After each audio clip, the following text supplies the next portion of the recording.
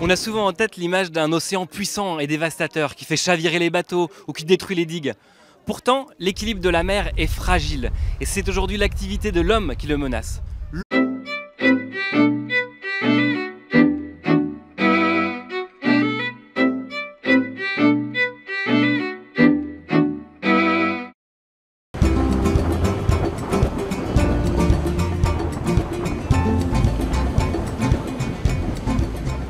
On a souvent en tête l'image d'un océan puissant et dévastateur qui fait chavirer les bateaux ou qui détruit les digues. Pourtant, l'équilibre de la mer est fragile et c'est aujourd'hui l'activité de l'homme qui le menace.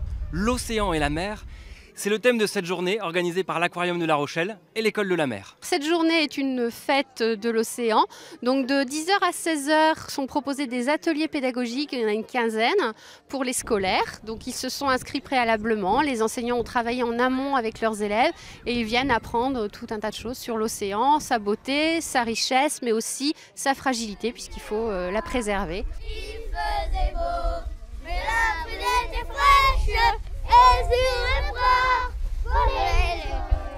L'Aquarium organise cette journée car en 2005, conjointement avec l'école, nous sommes devenus membres du réseau Océan Mondial qui avait lancé cette belle journée pour sensibiliser le public à l'environnement marin et à sa protection. Donc c'est aussi ça notre mission, c'est de montrer aux gens aussi que la mer est belle et que plus elle est belle et plus ils ont envie de la préserver. Donc c'est vrai que c'est un message de tous les jours. Quitter sa carapace et elle va s'en faire une nouvelle. Donc il y a tout un moment où sa carapace elle est toute molle et c'est le moment où elle peut se faire manger. Donc elle reste cachée. Est-ce que vous pouvez nous présenter les petits débrouillards ? Alors les petits débrouillards, c'est un réseau d'associations régionales qui propose des animations scientifiques autour de l'éducation à l'environnement. Et alors là, qu'est-ce que vous avez présenté aux enfants ? Donc là, on a présenté des expériences autour de l'eau, donc pour montrer comment, en polluant les sols, on peut réussir à polluer l'eau dans nos nappes phréatiques. Et puis, on a fait un test de qualité d'eau pour montrer qu'une eau propre n'est pas forcément potable. Nous avons derrière nous une animation sur le cycle de l'eau avec des décors hollywoodiens. Venez voir. Citez-moi par exemple quelque chose de naturel. La pomme. Une pomme. Si je jette ma pomme par terre, qu'est-ce qui va se passer? Ça donne à manger à la terre. Elle va se dégrader, ça va donner à manger à la terre et la pomme, elle va se dégrader naturellement et disparaître. Est-ce que mon petit bout de plastique, lui, c'est un objet qui est naturel? Et pas du tout. Est-ce que lui, il va retourner à la terre? Il va se dégrader. Il va mettre très longtemps, mais vraiment très longtemps. Les sacs plastiques, c'est assez nocif pour les tortues. Oui, effectivement, les tortues avalent les sacs plastiques et les prennent pour des méduses, et ce qui leur provoque des occlusions et elles meurent étouffées. Allez, motivée là. Ça fait 1 heure qu'elle est au soleil et je peux vous dire qu'elle est déjà bien bonne.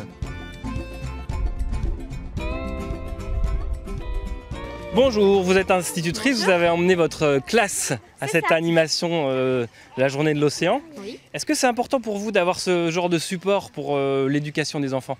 Bien sûr, c'est toujours beaucoup plus vivant pour eux d'avoir des maquettes et d'avoir des spécialistes qui nous parlent de ces différents thèmes qui les touchent énormément. Et effectivement, ce genre d'atelier nous permet d'être efficace dans notre éducation. C'est la première fois que la Maison de la Mythiculture est présente pour la Journée mondiale des océans.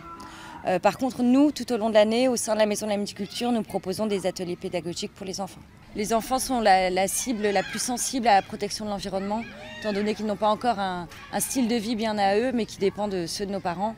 Nous, si on les sensibilise à la protection de l'environnement et des animaux qui le côtoient, je suis sûre qu'eux prendront part à ces efforts. Nous, on va parler de tous ces déchets qui se trouvent dans la mer et puis qui sont rejetés sur la plage. Alors, qu'est-ce que vous mettriez dans les déchets pas naturels, les déchets qui sont rejetés par l'homme? On a une bouteille, d'accord? Qu'est-ce qu'on a d'autre? C'est vrai que les enfants, c'est l'avenir de la planète. Il faut absolument les sensibiliser. En même temps, les adultes, il faut peut-être qu'on se bouge un petit peu nous aussi. Parce que franchement, elle est pas belle la mer. Oh, je t'aime! Je t'aime! Attends-moi!